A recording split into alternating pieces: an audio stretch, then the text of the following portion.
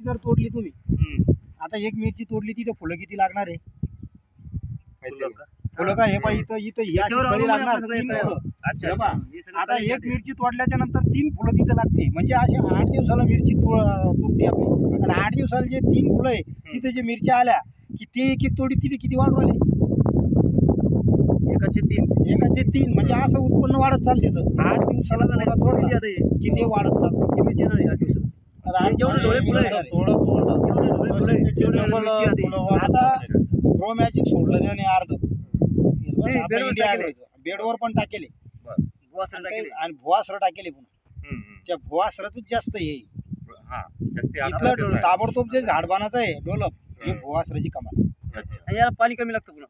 आणि पाणी कमी, पाणी तुम्ही शिल्लक बी सोडलं तर तिथलंच घेईल आणि कमी झालं तरी तिथलंच पाणी घेणार आहे. वलावट होतं ते. धरून नाही तर आसपासचे तुम्ही